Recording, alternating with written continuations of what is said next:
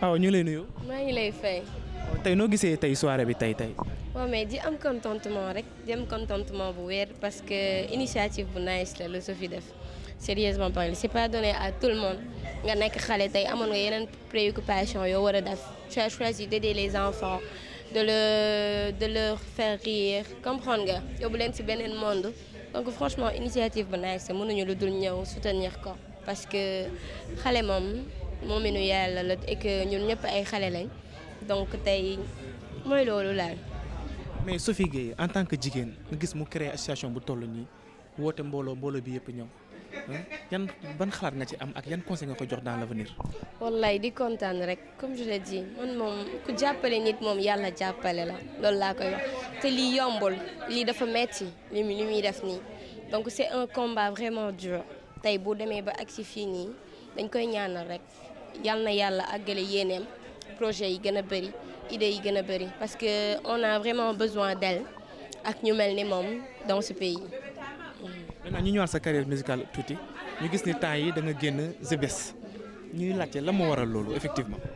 waaw mais dara sama diggante sama génn The Best Production ànd la woon ak tàkkaliko rek déjà maa ngi koy saluer de passage The Best Production un homme vraiment bien je peux dire que tey carrière u Awa lu ci ëpp wala tey lépp lu ci fës ci àdduna moom moo ko fësal moom moo ko génne tey je peux dire que nu Awa mel en grande partie moom la sérieusement donc maa ngi koy bégg bu baax a baax et toute l'équipe de là-bas ànd la woon ak tàkkalikoora rek sama diggante man ak moom vraiment yàlla moo dogaloon ne dañuy ànd liggéey ci jàmm ak salaam yàlla moo dogalaat ne tamit sama ànd ak moom fii la waroon jeexee. donc yan projet nga am dans l'avenir.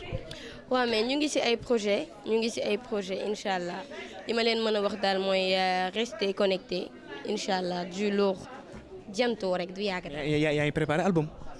yàlla baax na en tout cas li ma leen mën a wax daal mooy xippi leen di xaar.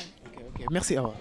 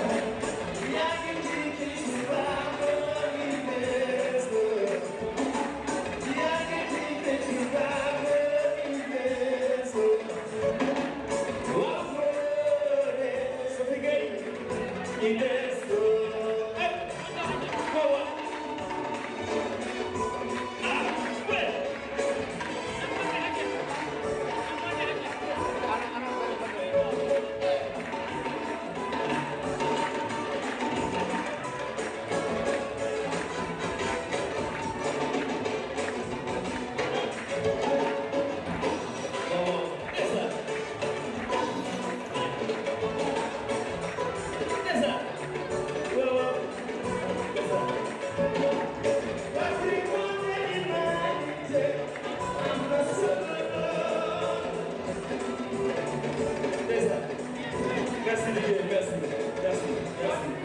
merci.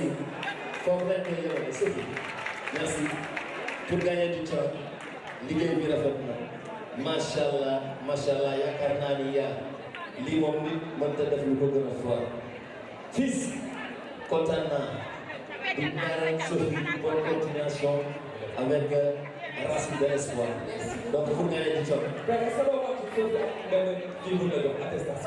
Ah ouais, c'est bien. Wow, c'est cool. C'est cool. Merci beaucoup. Merci beaucoup. Yeah. Should stay, I won't leave.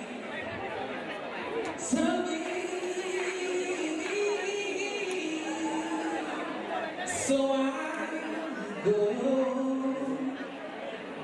but I know I sing of you every step.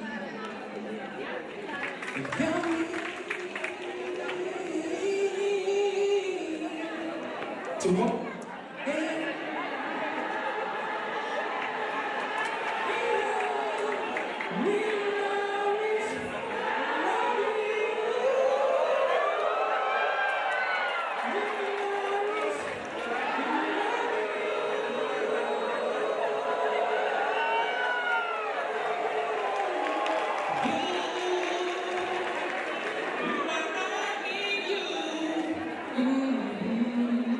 Merci.